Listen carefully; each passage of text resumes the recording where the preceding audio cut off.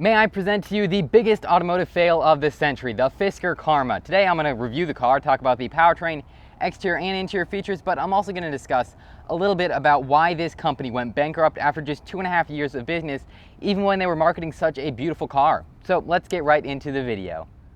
Fisker Automotive was founded in 2011 by ex-Aston Martin designer Henrik Fisker, and shortly after coming into the world, they received a loan of almost $200 million from the US government as a way to support their green car initiative.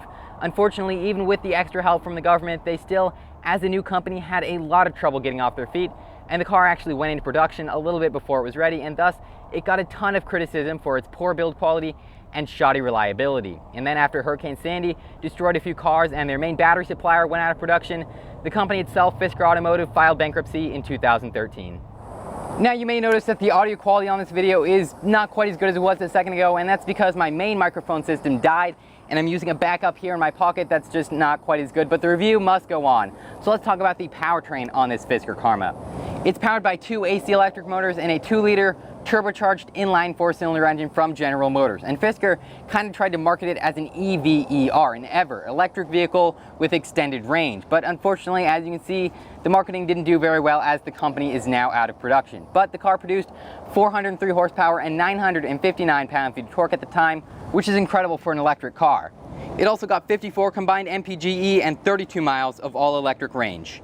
Moving on to the exterior, the Fisker Karma is generally regarded as one of the best looking cars of its time, with fantastic design cues that really are reminiscent of a concept car. It literally looks like it just came out of a car show as a concept car and hit the road, and it looks absolutely fantastic. You can definitely tell that the CEO of the company was a designer. It's got fantastic Xenon HID headlamps up here with a very sleek futuristic design to them.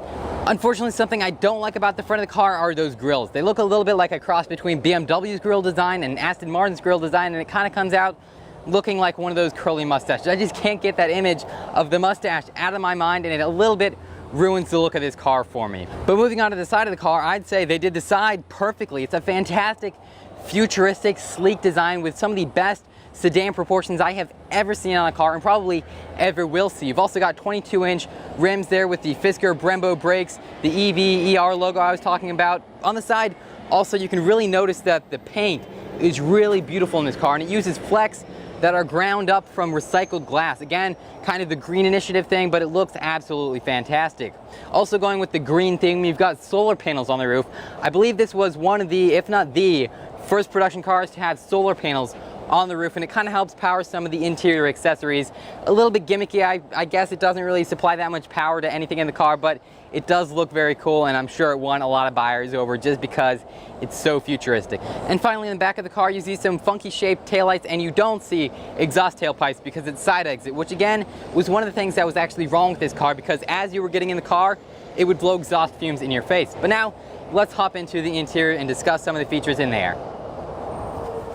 Alright, moving on to the interior of the Fisker Karma, where the audio should hopefully be a little bit better. Now, it's got a fantastic mix of materials here. We've got leather on the steering wheel and on half of the seats, and a little bit on the center console area, but then on the other half of the car, we have this weird sort of, I don't want to call it suede or Alcantara, because it's not either of those things, but it's a very interesting material here. I'm not exactly sure what it is, and this was actually an effort on part of the manufacturer to try and make the car more animal friendly. In fact, on the top tier model, they offered a fully vegan interior that didn't use any animal products whatsoever. It's actually kind of interesting because they charged more for an interior that had lower quality materials, but for all you vegans out there, they did have that option, and I think it was actually pretty popular. On the center stack area here, you can see a small wood insert that is real, genuine wood from what I've heard. Also, a 10.2-inch infotainment touchscreen.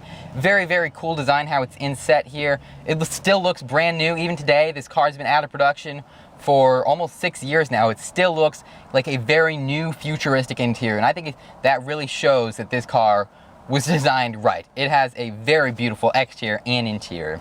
And speaking of the beautiful interior, I'd like to point out this steering wheel. It has a fantastic design to it. I guess you would call it a 3-spoke steering wheel, but it's very interesting how they set this up. Unfortunately, build quality, of course, is terrible. There's panel gaps on the very steering wheel of the car, and everything, this plastic is creaky, and it's just terrible, but it has a fantastic design. Now, since this is an electric car and you've only got a 1-speed direct drive transmission, you might be wondering what these paddle shifters are for. Well, I'll tell you, they're for the drive modes. You don't get a dial on the center console area like you would with a normal car to select the drive modes. You get the paddle shifters. Pull the left one to go in sport mode, pull the right one to go in hill mode. If you're not in either of those, you're in stealth mode, which is the fully electric mode. Also behind that beautiful steering wheel, you have a digital gauge cluster. Again, very, very beautiful car. Everything in this car is designed fantastically despite the poor build quality. And even here touching the gas pedal, I can feel it's very flimsy, and I can see why a lot of buyers would be scared away because of the premium price for really low quality materials, which is a huge disappointment.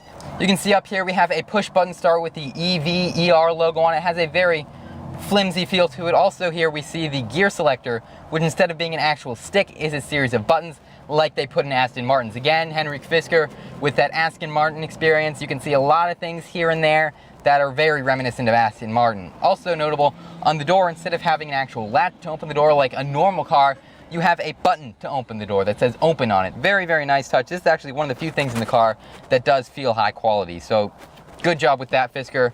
But other than that, great design, terrible build quality. Overall, a car perfectly set up for failure.